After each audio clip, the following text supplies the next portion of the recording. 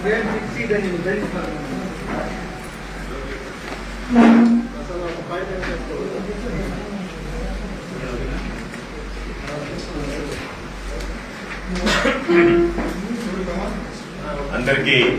నమస్కారం. ప్రత్యేకించి ఈరోజు తెలుగుదేశం పార్టీ రైతు కోసం తెలుగుదేశం అనేటువంటి కార్యక్రమానికి శ్రీకారం చుట్టడం జరిగింది. ఇది వినూత్నమైనటువంటి కార్యక్రమం అని చెప్పేదానికన్నా నవ్వులు పాలయ్యేటువంటి కార్యక్రమం అని చెప్పుకోవాల్సినటువంటి పరిస్థితి. చంద్రబాబు నాయుడు ముఖ్యమంత్రిగా ఉన్న సమయంలో ఏ రోజైనా సరే రైతాంగ శ్రేయస్సుల గురించి, రైతుల అభివృద్ధిని గురించి, వ్యవసాయాన్ని గురించి ఆలోచన చేసినటువంటి సందర్భాలు ఉన్నాయనేటువంటిది ప్రతి రైతు కూడా ఒకసారి ఆలోచన చేసుకోవాల్సినటువంటి పరిస్థితి. అందుకనే పదే పదే చెప్తున్నాం, చంద్రబాబు నాయుడు టైటిల్ పాప ఎవరో పొరపాటును ఇచ్చారు, రైతు కోసం తెలుగుదేశం అని. అది కాదు టైటిల్ చంద్రబాబుది. రైతుకు మోసం తెలుగుదేశం అని పెట్టుకుంటే బ్రహ్మాండంగా ఉండేది ఆ టైటిల్. ఈరోజు మేము అడుగుతున్నాం చంద్రబాబు నాయుడు గారు, మేమేం చేశామని చెప్తాం, చంద్రబాబు నాయుడు హయాంలో రైతులకు ఏ విధంగా మోసం చేశాడని చెప్తాం. వాటికి సమాధానం ఇవ్వకుండా గతంలో మేము బ్రహ్మాండంగా పనిచేశామని చెప్పి ఒక ముక్తాయింపునిచ్చి ఈరోజు ఈ ప్రభుత్వంలో రైతులు ఇబ్బందులు పడుతున్నారు అని చెప్పినని ఏదో ఒక విధంగా ఒక బురదలవో లేకపోతే కొంతమందిని రెచ్చగొట్టడానికో చేసేటువంటి ప్రయత్నమో తప్ప ఇది దుష్ప్రచారం తప్ప ఏమాత్రం ఉపయోగపడదనేటువంటి దానికి ఈరోజు అనేక రకాలైనటువంటి ఆధారాలు ఉన్నాయి. తెలుగుదేశం పార్టీ నాయకులు చంద్రబాబు నాయుడుతో సహా మేము మొట్టమొదటగా ప్రశ్నించేది, నువ్వు పాతవి తీసేసేయి, అనేక రకాలైనటువంటి హామీలు ఇచ్చావు, నీ మనసులో మాట పుస్తకంలో రాసుకున్నావు, అసలు వ్యవసాయం సొంతదండగా అన్నావు. 70% గ్రామీణ ప్రాంతాల్లో ఈరోజు వ్యవసాయం మీద ఆధారపడి బ్రతికేటువంటి కుటుంబాలు దిక్కు తోచనటువంటి స్థితిలో అప్పుల పాలై ఆత్మహత్యలు చేసుకున్నటువంటి సంఘటనలు ఉన్నాయి. వాటన్నిటిని పక్కన పెడితే నువ్వు మొన్న 2019-14లో మరలా తిరిగి అధికారంలోకి రావడానికి, రైతుల యొక్క ఓట్లని ప్రధానమైనటువంటి అస్త్రాలుగా మరల్చుకోవడానికి రైతులను నువ్వు మభ్యపెట్టి నువ్వు చెప్పినటువంటి వాగ్దానాలు ఏమాత్రం నెరవేర్చావు అనేటువంటి దాని మీద చంద్రబాబు నాయుడు గారితో సహా ఏదైనా సరే తెలుగుదేశం పార్టీ నాయకులని స్పష్టత ఇవ్వమని కోరుతున్నాం. రావడం, కూలి జనాన్ని తీసుకురావడం, వాళ్ళ ముందు పాపం వాళ్ళు ఎవరో తెలియదు, వాళ్ళు ఎందుకు వచ్చావో తెలియదు, ఏం చేసారో తెలియదు. నువ్వు సంబంధించి రైతులకు సంబంధించి, వాటికి సంబంధించి, ఖరీఫ్కి సంబంధించి, రబీకి సంబంధించి మాట్లాడితే పాపం వాళ్ళకి అర్థం కాకపోయే తెల్లమొక్కలు వేస్తుంటాయి. కాబట్టి మేము చంద్రబాబు నాయుడు గారిని అడిగేది, సూటిగా తెలుగుదేశం పార్టీ నాయకులు సమాధానం చెప్పాల్సింది. 2014 ఎన్నికలకు ముందు అధికారంలోకి రావడానికి బేషరతుగా రుణమాఫీ చేస్తానని చెప్పినటువంటి మాట వాస్తవమా కాదా? రుణమాఫీ చేసావా? ఆ తర్వాత అనేక రకాలైనటువంటి మాటలు చెప్పాడు. 1 లక్ష రూపాయలు ఇస్తానన్నాడు, కుటుంబంలో ఓటిస్తానన్నాడు, స్కేల్ ఆఫ్ ఫైనాన్స్ అన్నాడు, 5 పెడతానన్నాడు. కానీ అయినా పూర్తి చేసావా? లేదు కదా. కాబట్టి రైతులను ముంచాను, మోసం చేశాను అని ఒప్పుకోవాల్సినటువంటి బాధ్యత నీ మీద ఉంది కదా. దాన్ని ఒప్పుకోవడానికి మీరు సిద్ధంగా ఉన్నారా? మరొకటి, 9 గంటలు ఉచిత విద్యుత్ ఇస్తానన్నాడు. 7 గంటలు కాదు, 9 గంటలు పగటి పూట నిరంతరాయంగా ఉచిత విద్యుత్ ఇస్తానన్నాడు. నిరంతరాయంగా 2 షిఫ్ట్లు 3 షిఫ్ట్లు కాదు. ఇచ్చావా? ఇవ్వగలిగావా? రాజశేఖర రెడ్డి గారు మహనీయుడు వచ్చిన తర్వాత అనేక రకాలైనటువంటి పవర్ ప్రాజెక్టులు తీసుకొచ్చిన దానికి సంబంధించి, రైతులకు సంబంధించి గతంలో సరే నువ్వు 2004 ముందు చెప్పావు, ఉచిత కరెంటు కష్టము, సాధ్యపడదు, ఉచిత విద్యుత్ అంటే ఇస్తే కరెంటు తీగల మీద బట్టలు ఆరేసుకోవాల్సిందే తప్ప దాంట్లో కరెంటు ఉండదు అని చెప్పావు. సరే, 2014 ఎన్నికల్లో నువ్వు మారి ఉండొచ్చు, మారి 9 గంటలు నిరంతరాయంగా కరెంట్ ఇస్తానని చెప్పావు. రైతాంగాన్ని మోసం చేసావు, నడ్డి విరిచావా లేదా? దానికి సమాధానం చెప్పండి. మేము రైతులకు నిరంతరాయంగా 9 గంటలు చెప్పినటువంటి మాట ప్రకారం ఇచ్చాం, కాబట్టి ఈరోజు రైతుల కోసం తెలుగుదేశం అనేటువంటి కార్యక్రమాన్ని చేపట్టాం అని చెప్పగలిగేటువంటి పరిస్థితి మీకుందా? 3, 5,000 కోట్ల రూపాయలతో ధరల స్థిరీకరణ నిధి ఏర్పాటు చేస్తానన్నారు. ఎక్కడన్నా వచ్చిందా? సాక్షాత్తు వ్యవసాయ శాఖ మంత్రిగా ఉన్నటువంటి వాడు నెల్లూరు జిల్లాలో ఉంటే ఆ వ్యవసాయ శాఖ మంత్రి ఎమ్మెల్యేల దగ్గర ముడుపులు తీసుకున్న రైతులను నడ్డి విరిచినటువంటి సందర్భాలు మనం చూస్తే, ఇక మిగతా ప్రాంతాల్లో ఏ విధంగా ధరలు లేదు, స్థిరీకరణ నిధి లేదు, రైతులకు గిట్టుబాటు ధర లేదు, కొనుగోలు కేంద్రాల ద్వారా సాఫీగా సజావుగా లావాదేవీలు రైతులు జరుపుకునేటువంటి స్వేచ్ఛ స్వతంత్రం లేదు. నువ్వు 5,000 కోట్ల రూపాయలు ధరల స్థిరీకరణ నిధికి నువ్వు చెప్పినటువంటి విధంగా ఏర్పాటు చేశావా? దానికి సమాధానం చెప్పగలవా? అదేవిధంగా చెప్పాడు స్వామినాథన్ కమిటీ సిఫార్సులు అమలు చేస్తానండి. అంటే ఎంత ఖర్చుందో దాని మీద 2.5 ఇచ్చావా? ఇవ్వగలిగావా? మార్కెట్లో స్వామినాథన్ కమిటీ సిఫార్సులు ఏ రోజైనా నువ్వు అమలు చేసినటువంటి సందర్భాలు ఉన్నాయా? ఆ రోజు నువ్వు ఇచ్చినటువంటి హామీ ఆ తర్వాత కనీసం గుర్తుకొచ్చిందా? నీ 5 సంవత్సరాల కాలంలో స్వామినాథన్ కమిటీ సిఫార్సులు నేను అమలు చేస్తానని చెప్పినటువంటి మాట కనీసం నీకు గుర్తుకొచ్చిందా అని చెప్పి ప్రశ్నిస్తున్నాం. అదేవిధంగా చెప్పాడు మొత్తం రాష్ట్రంలో ఉండేటువంటి సాగునీటి ప్రాజెక్టులు అన్ని ఏమైంది అంటే వెలుగొండ కానీ, గాలేరు నగిరి కానీ, హంద్రి నేవా కానీ వీటన్నిటితో పాటు 2018 కల్లా పోలవరం ద్వారా రాయలసీమకి నీళ్లు ఇస్తానన్నాడు. పాపం ఆయన అయితే ఆ రోజు ఉన్నటువంటి ఇరిగేషన్ శాఖ మంత్రి కడపలో పులివెందులతో సహా నీళ్లు ఇస్తానన్నాడు. దీర్ఘకాలు తీశారు. ఏమయ్యాయి మీ సాగునీటి ప్రాజెక్టు? ఎంతవరకు నడిచాయి మీ సాగునీటి ప్రాజెక్టు? ఎక్కడికక్కడ అర్ధాంతరంగా నిలిపివేశారు తప్ప సాగునీటి ప్రాజెక్టులకు సంబంధించి మీ 5 సంవత్సరాల కాలంలో ఒక్క అడుగైనా ముందుకు వేసింది అన్నట్టు. రోజు సోమవారం పోలవరం, దేనికి సోమవారం పోలవరం? హెలికాప్టర్ పోయి విహరించి రావడానికి గేటు పెడితే ఒక శంకుస్థాపన చేయ, ఒక శిలాఫలకం వేస్తే ఒకటి తవ్వితివి దానికి ప్రారంభోత్సవం వంటివి మొత్తం ఎక్కడ చూసినా ఆ శిలాఫలకాలకు అయ్యే ఖర్చుతో కూడా కొంత డ్యాముకు పూర్తి ఉండేదే పోలవరం. నీ శిలాఫలకాలకు అయినటువంటి ఖర్చు, నువ్వు తిరుగుదలిగినటువంటి ఖర్చు, అదేమంటే పాటలు పద్యాలు పాడించుకోవడం ఆడకపోయి పోలవరానికి సంబంధించి 100 కోట్ల పైన ఖర్చు పెట్టి అంతకన్నా తమ చేసినటువంటి ఘనకార్యాలు ఏందో చెప్పండి. అదేవిధంగా చెప్పాడు రెయిన్ గన్ నేను పోయానంటే మొత్తం ఎన్ని చెప్పాడు తెలుసా? రెయిన్ గన్ తీసుకొచ్చి కరువును చేయిస్తానన్నాడు. తుఫాను సముద్రంలోనే అణిచి వేస్తానన్నాడు. తుఫాను కనుక వస్తే అణిచి పెడతాను సముద్రంలో అన్నాడు. అమరావతి లాంటి దగ్గర ఎక్కువ ఉష్ణోగ్రతలు వాటిన్నింటిని కంట్రోల్ చేసేస్తానన్నాడు. Natural air condition. అమరావతిలో ఏమైంది ఉష్ణోగ్రతలు? సముద్రంలో తుఫాన్లు ఏం చేసావు? నీ రెయిన్ గన్లు ఏమయ్యాయి? నువ్వు పోయి రెయిన్ గన్తో కొట్టొచ్చిన తర్వాత ఉన్న పంట అంతా ఎండిపోయి పాపం అల్లో రామచంద్ర అని చెప్పి ఆ ఎండుగడ్డి తీసుకుని ఇంటికి తీసుకుంటే పాపం వాడు ఆ రోజు పాపం ఎన్ని నీకు కనపడలేదా? కాబట్టి ఏమి చేస్తే చంద్రబాబు నాయుడు గారు రైతు కోసం తెలుగుదేశం అనేటువంటి కార్యక్రమాన్ని తీసుకురావాలనేటువంటిది స్పష్టంగా సమాధానం చెప్పాలి. ఊరికే మేము ఏదో కార్యక్రమం పెట్టామని కదా, ఆ కార్యక్రమం వెనక ఉన్నటువంటి ఉద్దేశం రైతాంగానికి తెలియజెప్పని అడుగుతున్నాం. మీరు ఏం చేశారు? మీరు చెప్పినటువంటి మాటలు ఏమి ఎంతవరకు నెరవేర్చగలిగారు అనేటువంటి దాని మీద మీరు స్పష్టత ఇవ్వండి అని అడుగుతున్నాం. ఈరోజు మేము వచ్చాం అధికారంలో. కోవిడ్ పాండమిక్ సిచ్యువేషన్, ఆర్థిక పరంగా అనేకమైనటువంటి ఇబ్బందులు ఉన్నాయి, రాబడి తగ్గింది. అయినా సరే జగన్మోహన్ రెడ్డి గారు చంద్రబాబు నాయుడుకు ఉన్నటువంటి అనుభవం కన్నా జగన్మోహన్ రెడ్డి గారికి ఎంత చిత్తశుద్ధి అనేటువంటిది రైతుల పక్షాన నిలబడ్డాం. అన్ని వర్గాలకు సంబంధించి అభివృద్ధి సంక్షేమ కార్యక్రమాలతో పాటు రైతాంగానికి ఈ 2 సంవత్సరాల కాలంలో అండగా నిలిచామని చెప్పి ఈ సందర్భంగా తెలియజేస్తాం. మేము చేసినటువంటి కార్యక్రమాలు కూడా చెప్తాం. మీలాగా అధికారం కోల్పోవడానికి సిద్ధపడ్డాం తప్ప మాయమాటలు చెప్పి రుణమాఫీ చెప్పి 2014లో అధికారంలోకి వచ్చేటువంటి అవకాశం ఉన్నా రైతులను మోసం చేయకూడదనేటువంటి ఉద్దేశంతో ఆ రోజు వదులుకున్నాం. అవకాశాన్ని వదులుకున్నాం తప్ప నీలాగా అవకాశాన్ని అందిపుచ్చుకొని రైతులను మోసం చేయడానికి ఇష్టపడలేదు మా నాయకుడు జగన్మోహన్ రెడ్డి గారు. ఈరోజు జగన్మోహన్ రెడ్డి గారు చెప్పాడు 4 విడతల్లో 12,500 లెక్కన 50,000 రైతు భరోసా ఇస్తానని చెప్పాం. అధికారంలోకి వచ్చాం. చెప్పిన దానికన్నా మిన్నగా 4 విడతలను 5 విడతలకు పొడిగించి 12,500 13,500 పెంచి 67,500 రూపాయలు ఒక్కొక్క కుటుంబానికి ఇచ్చేటువంటి కార్యక్రమానికి శ్రీకారం చుట్టాం.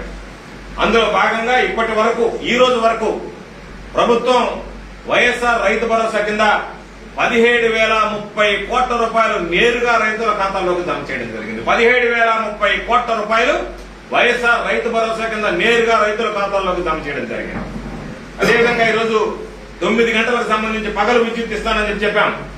18,70,000 కనెక్షన్లకి 18,70,000 కనెక్షన్లకి 8,353 కోట్ల రూపాయలు ఇచ్చాం. 18,70,000 కనెక్షన్లకి 8,353 కోట్ల రూపాయలు ఈరోజు సబ్సిడీ రూపంలో అందించాం. అదేవిధంగా విద్యుత్ సబ్స్టేషన్ పవర్ ఎక్కడైతే డ్రాప్ అవుతుందో, లో వోల్టేజ్ సమస్య ఉందో అక్కడ ఉన్నటువంటి సబ్స్టేషన్ అప్గ్రేడ్ చేయడం కానీ, కొత్తగా సబ్స్టేషన్లు ఏర్పాటు చేయడం కానీ రైతులకు సంబంధించి విద్యుత్ సబ్స్టేషన్ల ఆధునీకరణ కోసం, నిర్మాణం కోసం 1700 కోట్ల రూపాయలు ఖర్చు చేయడం జరిగింది. అదేవిధంగా గత ప్రభుత్వంలో చంద్రబాబు నాయుడు గారు డిస్కంలకు సంబంధించి చెల్లించాల్సినటువంటి 20,000 కోట్ల బకాయిలు, 20,000 కోట్ల బకాయిలుంటే వీటికి సంబంధించిన దాంట్లో 8,750 కోట్లు ఉచిత విద్యుత్తుకు సంబంధించినటువంటి బకాయిలు. మిగతా బకాయిలన్నీ దండుకున్నాడు, పసుపు కుంకం కింద ఇచ్చేసి వెళ్ళిపోతే 20,000 కోట్ల రూపాయలు బకాయిలు పడితే దాంట్లో రైతులకు సంబంధించి 8,750 కోట్ల రూపాయలు రైతులకు సంబంధించినటువంటి ఇచ్చినటువంటి విద్యుత్ బకాయిలు, ఉచిత విద్యుత్తుకు సంబంధించినటువంటి బకాయిలు ఇస్తే దానికి సంబంధించి మేము ఆ డబ్బులు 15 సంవత్సరాలు కానీ చెల్లించినటువంటి డబ్బులు, ఆ బకాయిలు వైఎస్ఆర్ కాంగ్రెస్ పార్టీ ప్రభుత్వం వచ్చిన తర్వాత జగన్మోహన్ రెడ్డి గారు ఇవ్వడం జరిగింది. అంటే మీ 5 సంవత్సరాల కాలంలో కేవలం 3.5 సంవత్సరం మాత్రమే నువ్వు ఉచిత విద్యుత్ రైతుకిచ్చి చివరి 1.5 సంవత్సరంలో ఓట్ల కోసం, పసుపు కుంకుమలో మరొక దాని కోసం పప్పు బెల్లాలాగా నువ్వు నిధులు పంపిణీ చేసి వెళ్ళిపోతే ఆ పాపాన్ని కూడా మేమే మోసి తమ చేసినటువంటి పాపాలన్నింటినీ ఈరోజు వాటికి సంబంధించి మీరు చెప్పినటువంటి, మీరు విధించిపెట్టినటువంటి, మీరు నెత్తిన మోపినటువంటి బకాయిల్ని వైఎస్ఆర్ కాంగ్రెస్ పార్టీ ప్రభుత్వం వచ్చిన తర్వాత జగన్మోహన్ రెడ్డి గారు చెల్లించడం జరిగింది. ఈరోజు దాదాపుగా మేము చెప్తున్నాం, వైఎస్ఆర్ రైతు భరోసాకు సంబంధించి రాసుకోండి, తెలుసుకోండి, నేర్చుకోండి, మాట్లాడండి. 2019-20 సంవత్సరానికి సంబంధించి 46,79,000 రైతు కుటుంబాలకి 6,534 కోట్ల రూపాయలు ఇచ్చాము. మొదటి సంవత్సరంలో, అధికారంలోకి వచ్చిన మొదటి సంవత్సరంలోనే నెల్లూరులో వేదికగా జగన్మోహన్ రెడ్డి గారు ప్రారంభించినటువంటి మొదటి విడత పథకానికి 6,534 కోట్ల రూపాయలు ఇవ్వడం జరిగింది. 2020-21కి సంబంధించి గతంలో 46,79,000 రైతు కుటుంబాలకు ఇస్తే 2021లో 51,59,000 రైతు కుటుంబాలకు ఇచ్చాం. అంటే దాదాపుగా 5 లక్షల మందికి అదనంగా ఇచ్చాం. 6,567 కోట్ల రూపాయలు చెల్లించడం జరిగింది. మూడో విడతకు సంబంధించి ఇప్పటి వరకు 52,38,000 రైతుల కుటుంబాలకి 3,929 కోట్లు ఎవరి చెల్లించాం. కొరవ చెల్లించాల్సింది కూడా త్వరలో చెల్లిస్తాం. అంటే మొత్తంగా ఇప్పటి వరకు 17,030 కోట్ల రూపాయలు మేము చెల్లించడం జరిగింది. రాష్ట్ర వ్యాప్తంగా రైతాంగానికి అందరికీ సంబంధించి పంటల బీమా రావాలి అంటే ₹1 కడితే చాలు రైతులకు సంబంధించి ఉచిత పంట బీమా ఇస్తానని చెప్పి ముఖ్యమంత్రి జగన్మోహన్ రెడ్డి గారు ప్రకటించి ఈరోజు ఆ పథకాన్ని అమలు చేస్తున్నటువంటి సందర్భం. చెప్పాం, ఎన్నికల్లో మొత్తం రైతుకు సంబంధించిన ధరల స్థిరీకరణ నిధి కోసం 3,000 కోట్ల రూపాయలు ఏర్పాటు చేస్తాం. 3,000 కోట్ల రూపాయలు ఒకవేళ వాటిని వినియోగించుకున్నా, తిరిగి రాకపోయినా, ధాన్యానికి సంబంధించినటువంటి దాంట్లో నష్టపోయినా 3,000 కోట్ల రూపాయలు నష్టపోవడానికి సిద్ధపడతామని చెప్పి అధికారంలోకి వచ్చిన వెంటనే ధరల స్థిరీకరణ నిధి కోసం ఏటా 3,000 రూపాయలు కేటాయించడం జరిగింది. దానితో పాటు ప్రకృతి వైపరీత్యాలు, ఏదైనా తుఫాన్లు కానీ లేదా అతివృష్టి, అనావృష్టి, కొన్ని దగ్గర పంట తక్కువ వచ్చినా సరే వాటికి సంబంధించి 2,000 కోట్ల రూపాయలు ఈ రోజు ప్రకృతి వైపరీత్యాలకు ఇస్తామంటే, పంట తక్కువ వచ్చిన తర్వాత రైతులు నేరుగా వచ్చేస్తున్నారయ్యా మా ఖాతాల్లో పంట తక్కువ వస్తే ఈరోజు ప్రభుత్వం నిధులు జమ చేసింది అని చెప్పి ప్రకృతి వైపరీత్యాలకు సంబంధించి 2,000 కోట్ల రూపాయలు ఈరోజు ఇవ్వడం జరిగింది. అయ్యా చంద్రబాబు, తమ హయాంలో ఆత్మహత్య చేసుకున్నటువంటి రైతులకు కనీసం నష్టపరిహారం చెల్లించలేనటువంటి దౌర్భాగ్య పరిస్థితుల్లో రైతుల్ని అణగదొక్కడానికి, రైతుల గురించి నువ్వు ఆలోచన చేయకుండా ప్రయత్నం చేస్తే వైఎస్ఆర్ కాంగ్రెస్ పార్టీ ప్రభుత్వం ఏర్పడిన తర్వాత జగన్మోహన్ రెడ్డి గారు ముఖ్యమంత్రి కాగానే దాన్ని 7 లక్షల రూపాయలు అందిస్తామని చెప్పి గతంలో ఆత్మహత్య చేసుకున్నటువంటి రైతులతో సహా 450 మంది కుటుంబాలకి 7 లక్షల రూపాయలు ఈరోజు పరిహారం అందించారు. మత్స్యకారులకు సంబంధించి వేట నిషేధ సమయంలో తమ హయాంలో బీమా 5 లక్షలు ఉన్నది. ఈరోజు దురదృష్టవశాత్తు ఎవడన్నా వేట నిషేధ సమయంలో మత్స్యకారుడు గల్లంతైతే 5 లక్షల రూపాయలు 10 లక్షల రూపాయలు పెంచి ఈరోజు గల్లంతైనటువంటి మత్స్యకారుడికి 10 లక్షల రూపాయలు అందజేస్తున్నాం. మెట్ట ప్రాంతాలు, కొన్ని దగ్గర ఉద్యానవన పంటలు ఉన్నాయి, రైతులు బోర్లు వేసుకున్నారు, ఆ బోర్లు నీళ్లు రాలేదు, మరొక బోర్ వేసుకోవాలంటే కష్టతరం, అప్పులు పారేటువంటి పరిస్థితి ఉంది. కాబట్టి సర్వేపల్లి నియోజకవర్గంలో పొదలకూరు మండలంలో జరిగినటువంటి సభలో మొట్టమొదటిగా నేను కనుక అధికారంలోకి వస్తే, వైఎస్ఆర్ కాంగ్రెస్ పార్టీ అధికారంలోకి వస్తే వైఎస్ఆర్ జలకళ ద్వారా ఉచితంగా బోర్లు వేయిస్తాను అని చెప్పి ఆ రోజు మాట ఇచ్చిన దాని ప్రకారం ప్రతి నియోజకవర్గానికి వైఎస్ఆర్ జలకళకు సంబంధించి ఒక రివ్యూ ఏర్పాటు చేసి ఈరోజు 4,000 కోట్ల రూపాయలతో 2 లక్షల వ్యవసాయ బోర్లు వేసి 5 లక్షల ఎకరాలకి ఈరోజు నీటి వసతి ఏర్పాటు చేయడం జరిగింది అని చెప్పి తెలియజేస్తున్నాం. గత ప్రభుత్వంలో దానికి సంబంధించి కొనుగోలు కేంద్రాల ద్వారా ఇచ్చినటువంటి బకాయిలు ఏదైతే ఉన్నాయో 960 కోట్ల రూపాయలు విత్తనాలు సేకరించి రైతులకు అమ్మి సబ్సిడీ మీద ఆ డబ్బులు మీరు తీసుకుని వాటిని పసుపు కుంకానికి తమరు వినియోగించి వెళ్లిపోయినటువంటి 384 కోట్లు.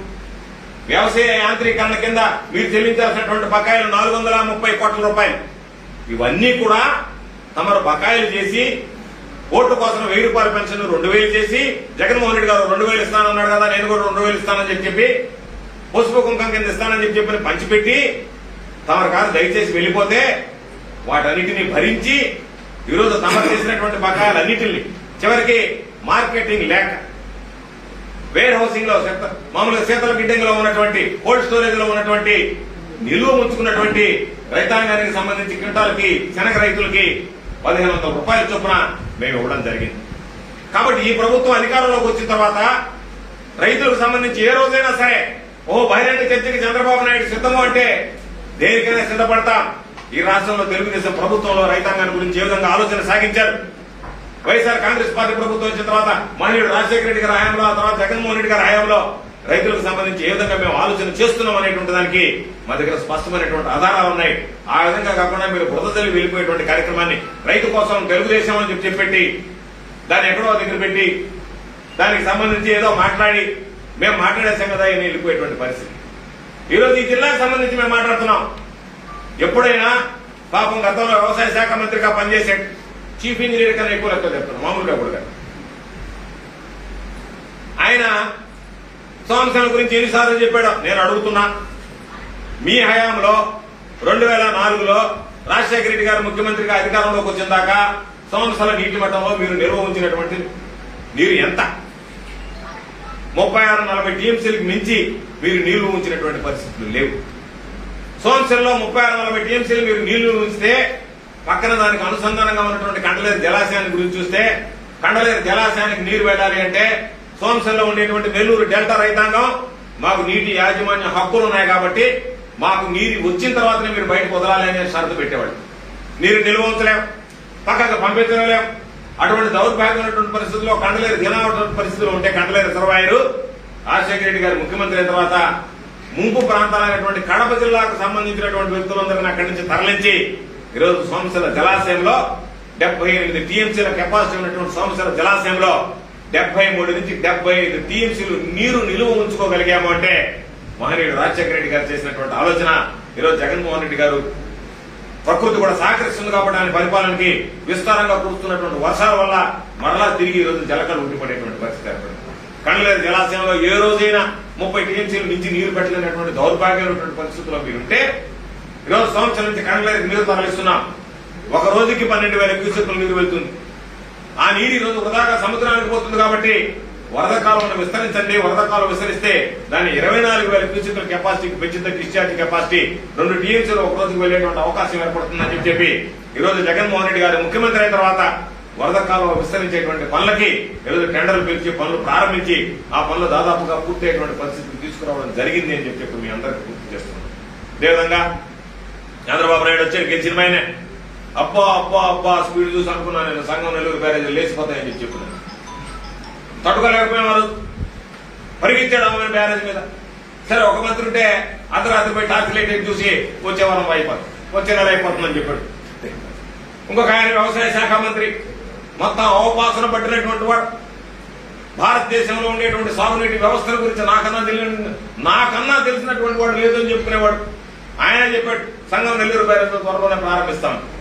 సంఘం బ్యారేజ్, నెల్లూరు బ్యారేజ్ మహనీయుడు రాజశేఖర రెడ్డి గారు ఫౌండేషన్ వేసిన తర్వాత 5 సంవత్సరాల పదవీ కాలంలో తమరు వరగబెట్టింది ఏందో చెప్పండి. ఈ రోజు మేము పూర్తి చేయడానికి వచ్చి దాదాపుగా చివరి దశకు చేరుకున్నది. కాకపోతే ఈ టైంకే పూర్తి కావాల్సింది. టెక్నికల్ గా కాస్త జాగ్రత్తగా గేట్లు బిగించాల్సినటువంటి పని ఉంది కాబట్టి ఆ పని ఆలస్యం అవుతుంది తప్ప లేకపోతే దాదాపుగా నిర్మాణం సంఘం బ్యారేజ్ కానీ నెల్లూరు బ్యారేజ్ కానీ నిర్మాణాలు పూర్తి చేశాం.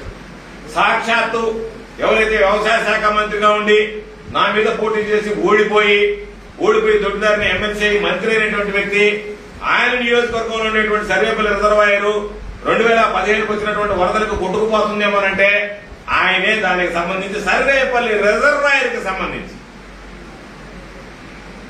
ఏమీ అనుకోకుండా దిగిపోయేటప్పుడు కాగితం వచ్చి కమిషన్ తీసుకుని వెళ్ళిపోయాడు. ఈరోజు ఈ ప్రభుత్వం వచ్చిన తర్వాత సర్వేపల్లి రిజర్వాయర్కి 11 కోట్లకు జగన్మోహన్ రెడ్డి గారి దగ్గర అనుమతి తీసుకుని ముఖ్యమంత్రి గారి దగ్గర టెండర్లు పిలిచి పనులు ప్రారంభించారు. డేగపూడి బండేపల్లి కావ ఆ ప్రాంత రైతాంగానికి కళ 39 కోట్ల రూపాయలకు సంబంధించినటువంటి దాంట్లో ఒక్క రూపాయి కూడా నిధులేకుండా వెళ్ళిపోతే ఈరోజు దానికి సంబంధించి భూ సమీకరణకి భూ సేకరణకి ఆ రోజు నువ్వు అడ్డుపడకుండా నిర్మించినటువంటి రైల్వే లైన్కి సంబంధించి ఏ విధంగా డిజైన్ చేయాలని అనుకుండా ఈ రోజు బండేపల్లి కాలవపోయేటువంటి పరిస్థితి ఉంది. ఏ విధంగా చేయాలని చెప్పని ఈరోజు ఆతృత పడుతున్నావు, ఆందోళన చెందుతున్నావు, త్వరగా పూర్తి చేయాలనేటువంటి ఆతృతతో పనిచేస్తున్నావు. కాబట్టి ఈరోజు నువ్వు ఏదైతే చెప్తావు కండలేరు ఎడమ కాలువ ఎవరన్నా ఊహించారా? రాజశేఖర రెడ్డి గారి హయాంలో జరిగింది. మీ హయాంలో దానికి ఎత్తిపోతలు బిగిస్తే ఆ ఎత్తిపోతలకు సంబంధించి 2 మోటార్లు బిగిస్తే ఒకటి కాసులు కప్పులు పడి దానికి అసెంబ్లీ మోటార్లు బిగించారు. 27,000 ఎకరాలకి నిర్దేశించినటువంటి కండలేరు ఎడమ కాలువ కింద ఉన్నటువంటి ఆయకట్టు మీ హయాంలో 1970 ఎకరాలకు పరిమితం చేసినటువంటి ఘనత, ఆ గొప్పతనం ఈ జిల్లాకు సంబంధించినటువంటి తెలుగుదేశం పార్టీ నాయకులతో కాదా అని చెప్పి సందర్భంగా అడుగుతున్నాను. కాబట్టి ఈరోజు ఏదైనా సరే మీరు ఏది మాట్లాడినా ప్రతిదానికి మా దగ్గర సమాధానం ఉంది. మీరు ఏ రోజు బహిరంగంగా వచ్చినా సంబంధించి ఎవరికి ఏమి చేయాలి ఈరోజు చెప్పేసి మహానాయకుడు ఎంత దారుణమైనటువంటి పరిస్థితి. 200 రూపాయలు 300 రూపాయలు కూలి జనాన్ని తీసుకురావాల్సినటువంటి దౌర్భాగ్య పరిస్థితులు మీరంటే రైతులు మీ ముఖం చూడడానికి ఇష్టపడటం లేదు కాబట్టి, రైతులు మిమ్మల్ని ఆలకించడం లేదు కాబట్టి, రైతులు మిమ్మల్ని లెక్క చేయడం లేదు కాబట్టి, రైతులంటే మీకున్నటువంటి దౌర్భాగ్యం ఏంటంటే రైతుల మీద మీకు చిన్న చూపు ఉంది కాబట్టి, రైతులంటే మీకు నిర్లక్ష్యం ఉంది కాబట్టి ఈరోజు రాష్ట్ర వ్యాప్తంగా మీరు చేపట్టినటువంటి కార్యక్రమాలకి రైతులు పాల్గొనలేదు అని అంటే, రైతులు మీ ముఖం చూడడానికి ఇష్టపడడం లేదంటే, రైతులు మీకు మద్దతు తెలియజేయడం లేదంటే, ఎక్కడ కూడా మీరు తీసుకుంటున్నటువంటి కూలి జనాభా 100 మందిని దాటలేదంటే ఈ జిల్లాలో ఎంత దౌర్భాగ్యమైనటువంటి పరిస్థితులు ఉన్నాయనేటువంటిది నేను చెప్పడం కాదు, మీడియా ద్వారా చూసుకోండి. లెక్క పెట్టండి ఒక్కొక్కరిని ఒక్కొక్కరు. ఎంత పెద్ద కార్యక్రమం కూలి ఇచ్చి తరలించినా సరే 100 నుంచి 150 మంది రానటువంటి పరిస్థితులు ఉంటే, ఆ దుస్థితిలో తెలుగుదేశం పార్టీ ఉంటే, అంపశైలి మీద ఉన్నటువంటి తెలుగుదేశం పార్టీ మీద మీరు ఏదో ఒక కార్యక్రమాన్ని పెట్టి బురద చల్లాలనేటువంటి ఆలోచన చేయడం సరికాదు. అందుకే చెప్పాం మీ ఆంధ్ర జరిగాయి నీరు చెట్టు రైతు రథం లాంటి దగులుబాజీ కార్యక్రమాలు. నీరు చెట్టు ద్వారా అవసరమైనటువంటి కాలువలు కాకుండా అవసరం లేనటువంటి కాలువల మీద మీరు తవ్వించి మీరు కాసులు పారించుకున్నారు తప్ప నీరు చుట్టూకు సంబంధించినటువంటి పనులు ఎక్కడా కాలువలో నీరు పారినటువంటి సందర్భం లేదు. తెలుగుదేశం పార్టీ నాయకులకి కాసులు పారడానికి ఉపయోగపడింది. రైతు రథం ఏ విధంగా ఎంత అపహాస్యం పాలైంది అంటే, ఇచ్చిన దానికన్నా ₹1,00,000 తమ రీజు జోగులు వేసుకున్నారు. ఆ రోజు రైతు రథానికి సంబంధించి మీరు ఇచ్చినటువంటి రేట్లు బయట పెట్టండి, మార్కెట్లో ఉన్నటువంటి రేట్లు బయట పెడదాం, రండి మాట్లాడదాం. ఆ రోజు రైతు రథానికి సంబంధించి ఒక వ్యవసాయానికి సంబంధించి ఒక రైతు వెళ్ళి అడిగితే ఏ రేటుకి ట్రాక్టర్ ఇచ్చారు, తమరు ఏ రేటుకి ట్రాక్టర్ అంత కట్టారు. 4.5 లక్షల రూపాయలు సబ్సిడీ చెప్పి 6 లక్షల రూపాయలకి ఇచ్చి 5 లక్షల రూపాయల ట్రాక్టర్కి సంబంధించి ₹1,00,000 తమ జోబులు వేసుకున్నటువంటి సందర్భాలు ఉన్నాయి. కాబట్టి రైతుల్ని అడ్డు పెట్టుకుని దోచుకున్నటువంటి ప్రభుత్వం తెలుగుదేశం ప్రభుత్వం తప్ప రైతుల సంక్షేమానికి కట్టుబడి పనిచేసినటువంటి ప్రభుత్వం ఏ రోజు తెలుగుదేశం ప్రభుత్వం కాదు అని చెప్పి తెలియజేస్తున్నాం. అందుకనే ఈరోజు రైతు భరోసా కేంద్రాలు పెట్టాం, దానికి కస్టమ్ హైరింగ్ సెంటర్స్ పెట్టి కావాల్సినటువంటి పరికరాలను తీసుకొచ్చి అక్కడ పెట్టి రైతులందరూ ఉపయోగించుకునేటువంటి విధంగా సామాజిక పద్ధతిలో, దానితో పాటు ఎవరన్నా రైతుల పాపం గ్రూపులుగా వస్తాయి వాళ్ళకు కూడా ఇంప్లిమెంట్స్ ఇవ్వాలనేటువంటి ఆలోచన చేసి ముఖ్యమంత్రి జగన్మోహన్ రెడ్డి గారు ఈ మధ్యనే విధానపరమైనటువంటి నిర్ణయాన్ని ప్రకటించాడు.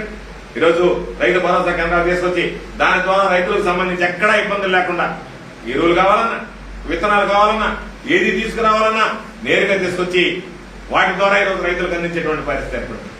గతంలో తమలాగా మిల్లర్ల దగ్గర ముడుపులు మింగి రైతులకు గిట్టుబాటు ధర కల్పించకుండా వాళ్ళ నడ్డి విచ్చినటువంటి సందర్భాలు ఒక్కసారి ఈ సందర్భంగా గుర్తు చేసుకోవాల్సినటువంటి అవసరం ఉంది అని చెప్పి తెలియజేస్తున్నాం. కాబట్టి తప్పనిసరిగా రాబోయేటువంటి రోజుల్లో కూడా రాష్ట్ర స్థాయి నుంచి, జిల్లా స్థాయి నుంచి, మండల స్థాయి నుంచి గ్రామ స్థాయి వరకు వ్యవసాయ సలహా మండలి ఏర్పాటు చేశాం. దాని ద్వారా సూచనలు సలహాలు తీసుకుంటున్నాం. కాబట్టి ఎక్కడైనా ప్రకృతి వైపరీత్యాలు జరిగినా, రైతులు నష్టపోయినా, లేదా ధాన్యం కొనుగోలు కేంద్రాల ద్వారా లావాదేవీలు జరిపినటువంటి వాటికి అన్ని రకాలైనటువంటి ధాన్యాలకు కూడా ఈరోజు గిట్టుబాటు ధర కల్పించేటువంటి పరిస్థితులు ఈ ప్రభుత్వం ఉంది. కాబట్టి ఈ ప్రభుత్వం రైతుకు సంబంధించి విత్తనం నాటడం దగ్గర నుంచి, సాగునీరు అందించడం దగ్గర నుంచి, ఎరువులు సరఫరా చేయడం దగ్గర నుంచి, నకిలీ విత్తనాలు కానీ నకిలీ ఎరువులు కానీ వేయడం దగ్గర నుంచి, పండించినటువంటి పంటకు గిట్టుబాటు ధర కల్పించడం దగ్గర నుంచి, ఆ గిట్టుబాటు ధర కల్పించినటువంటి ధాన్యాన్ని కొనుగోలు చేయడం దాకా ఈరోజు రైతు మీద ఎటువంటి ఇబ్బందులు లేకుండా చర్యలు తీసుకుంటున్నాం. కోవిడ్ నేపథ్యంలో ఎక్కడన్నా చిన్న చిన్న పొరపాట్లు జరిగి ఉన్నా సరే వాటన్నిటిని సరిదిద్దుతున్నాం. ఎక్కడ రైతాంగానికి సంబంధించి ఇబ్బంది లేదు కాబట్టే ఈరోజు రైతులు మా పట్ల విశ్వాసం ప్రదర్శించారు. విశ్వాసం ఉంది కాబట్టే, విశ్వాసం ప్రకటించారు కాబట్టే, మీ ముఖం చూడటానికి కూడా రైతులు ఇష్టపడలేదు కాబట్టే ఈ రోజు మీ అన్ని వేలవేలపోవడం జరిగింది రైతు కోసం తెలుగుదేశం అనేటువంటి కార్యక్రమం అని చెప్పి సందర్భంగా తెలియజేస్తూ, ఇకనైనా తెలుగుదేశం నాయకులు బుద్ధి తెచ్చుకొని చంపలేసుకొని రైతులకి గతంలో చేసినటువంటి పొరపాటుకి చంద్రబాబు నాయుడు పశ్చాత్తాపడితే మంచి తప్ప రైతులను మరలా రెచ్చగొట్టాలనో, రైతులను తన వైపు మరల్చుకోవాలనో రకరకాలైనటువంటి ప్రయత్నాలు చేయడం సమంజసము సబబు కాదు అని చెప్పి తెలియజేస్తున్నాం. వైఎస్ఆర్ కాంగ్రెస్ పార్టీ ప్రభుత్వం రైతు పక్షపాత ప్రభుత్వం, రైతులకు అండగా నిలిచేటువంటి ప్రభుత్వం అని చెప్పి స్పష్టం చేస్తున్నాం.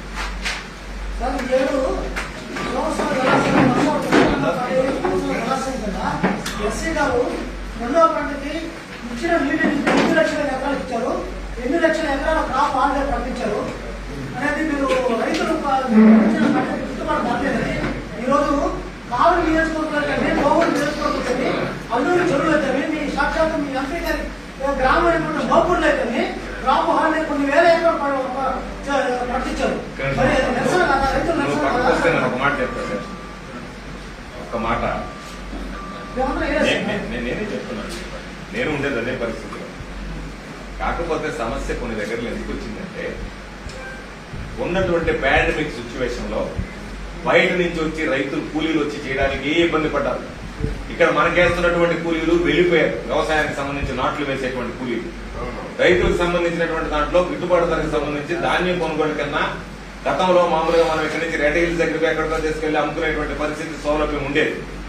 ఎప్పుడైతే లాక్డౌన్ ప్రకటించారో రైతులకు సంబంధించి ఈ లావాదేవీలు కానీ, వరి నాట్లు కానీ ఇవన్నీ కూడా ఇబ్బందులు పడతాయని చెప్పి కొంతమంది చాలా మంది రైతులు ఈ పాండమిక్ సిచ్యువేషన్ లో రైతులు బయటకు రావడానికి కూడా ఇబ్బందిగా ఉంది కాబట్టి ఏ రోజు ఏం జరగదో తెలియదు కాబట్టి చాలా మంది రైతులు పంట వేసుకోవడానికి ఇష్టపడలేదనేటువంటిది గ్రామాల్లో గ్రామ సభలు కూడా పెట్టించాం. మీరు రైతులు ముందుకు చేసుకోమంటే ప్రధానంగా వాళ్ళు చెప్పినటువంటి మాట, ఇక్కడ ఉండేటువంటి పరిస్థితుల్లో స్థానికంగా ఉండేటువంటి వారు బయట వాళ్ళు రావడానికి ఇబ్బందులు ఉన్నాయి కాబట్టి అది వేయలేకపోతున్నాం అని చెప్పి స్వచ్ఛందంగా ఆపారు తప్ప క్రాప్ హాలిడే ప్రకటించినటువంటి సందర్భాలు లేవు. రైతులు దానికి సంబంధించిన దాంట్లో ఇంకోటి కూడా చెప్తున్నాను, ధాన్యం కొన్ని దగ్గరలో అకాల వర్షాలు పడడంతో తడిచింది. దానివల్ల తడిచినటువంటి ధాన్యాన్ని కూడా కొనుగోలు చేశారు. అంతే తప్ప తడిచిన ధాన్యం ఎంతమంది ధాన్యం తడిచిందో ఆ తడిచిన ధాన్యాన్ని ఎంత కొనుగోలు చేశామనేటువంటిది రైతాంగానికి మొత్తం తెలుసు.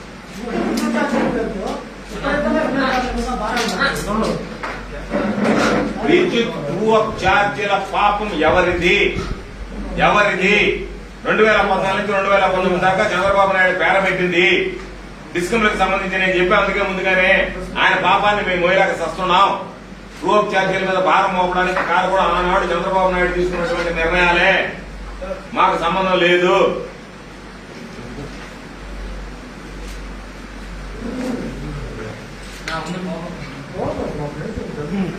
పోయిందంటే